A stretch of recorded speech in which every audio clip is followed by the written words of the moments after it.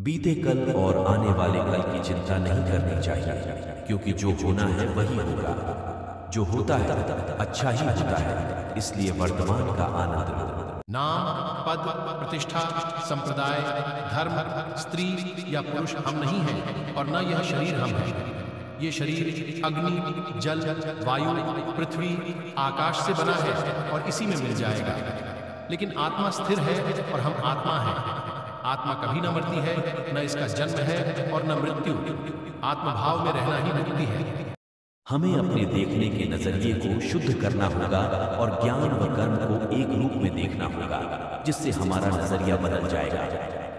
अपने को भगवान के लिए अर्पित कर दो, फिर वो हमारी रक्षा करेगा और हम दुख, भय, चिंता, शोक और बंधन से मुक्त हो जाएंगे। अपने क्रोध पर काबू रखें। क्रोध से भ्रम पैदा होता है और भ्रम से बुद्धि विचलित होती है। इससे स्मृति का नाश होता है और इस प्रकार व्यक्ति का पतन होने लगता है। क्रोध, काम वासना और भय ये हमारे शत्रु हैं। अशांत मन को शांत करने के लिए अभ्यास और वैराग्य को पक्का करते जाओ, अन्यथा अनियंत्रित मन हमारा शत्रु बन जाएगा। हम जो भी कर्म करते हैं उसका फल हमें ही भोगना पड़ता है, इसलिए कर्म करने से पहले विचार कर लेना चाहिए। सभी के प्रति समता का भाव, सभी कर्मों में कुशलता और दुख रूपी संसार से वियोग का नाम योग है। कोई और काम पूर्णता से करने से कहीं अच्छा है कि हम अपना ही काम करें, भले वह अपूर्ण क्यों न हो। अशांत मन को शांत करने के लिए अभ्यास और वैराग्य को पक्का करते जाओ, अन्यथा अनियंत्रित मन हमारा शत्रु बन जाएगा। जन्म लेने वाले की मृत्यु निश्चित है और मरने वाले का जन्म निश्चित है। इसीलिए जो अटल है, अपरिहार्य है, उसके विषय में तुमको शोक नहीं करना चाहिए। आत्मा को शस्त्र काट नहीं सकते और न अग्नि इसे जला सकती है। जल इसे गीला नहीं कर सकता और वायु इसे सुखा नहीं सकती। नरक के 3 द्वार होते हैं, वासना, क्रोध और लालच। एक ज्ञानवान व्यक्ति कभी भी कामुक सुख में आनंद नहीं लेते। जब जब धर्म की हानि और अधर्म की वृद्धि होती है, तब तब मैं अपने स्वरूप की रचना करता हूं। सभी के प्रति समता का भाव, सभी कर्मों में कुशलता और दुख रूपी संसार से वियोग का नाम योग है। मेरा तेरा, छोटा बड़ा, अपना पराया मन से मिटा दो, फिर सब तुम्हारा है और तुम सबके हो। मन की गतिविधियों, होश, श्वास और भावनाओं के माध्यम से भगवान की शक्ति सदा तुम्हारे साथ है। अपना काम हमेशा दूसरों के कल्याण को ध्यान में रखकर करें। फल की अभिलाषा छोड़कर कर्म करने वाला पुरुष ही अपने जीवन को सफल बनाता है।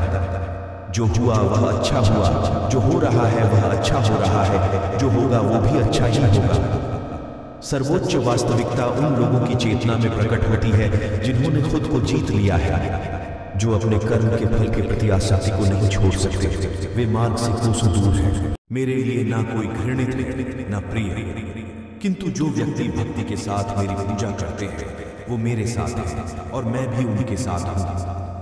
जन्म लेने वाले की मृत्यु निश्चित है और मरने वाले का जन्म निश्चित है। इसीलिए जो अटल है, अपरिहार्य है, उसके विषय में तुमको शोक नहीं करना चाहिए। सफलता जिस ताले में बंद रहती है वह 2 चाबियों से खुलती है, एक कठिन परिश्रम और दूसरा दृढ़ संकल्प। मेरे लिए ना कोई घृणित है ना प्रिय, किंतु जो व्यक्ति भक्ति के साथ मेरी पूजा करते हैं वो मेरे साथ हैं और मैं भी उनके साथ हूँ। मैं भूतकाल, वर्तमान और भविष्य काल के सभी जीवों को जानता हूँ, लेकिन वास्तविकता में मुझे कोई नहीं जानता है। श्री कृष्ण कहते हैं कि मनुष्य को वस्त्र बदलने की आवश्यकता नहीं है, आवश्यकता हृदय परिवर्तन की है। मनुष्य की वासना ही उसके पुनर्जन्म का कारण होती है।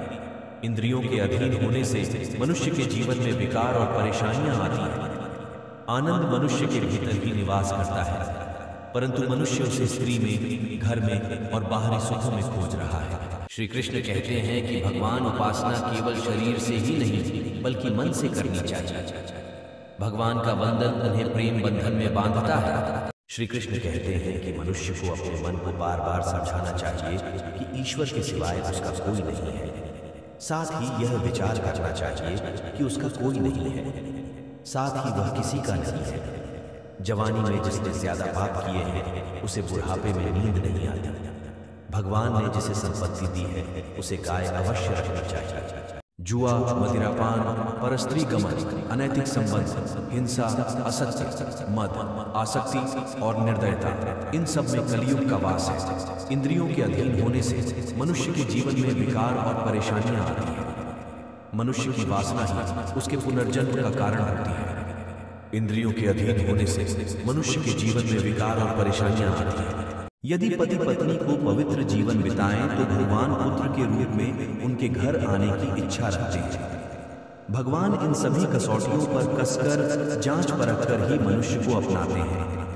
श्री कृष्ण कहते हैं कि स्त्री का धर्म है कि रोज तुलसी और पार्वती का पूजन करे। मनुष्य को अपने मन और बुद्धि पर विश्वास नहीं करना चाहिए, क्योंकि ये बार बार मनुष्य को दगा देते हैं।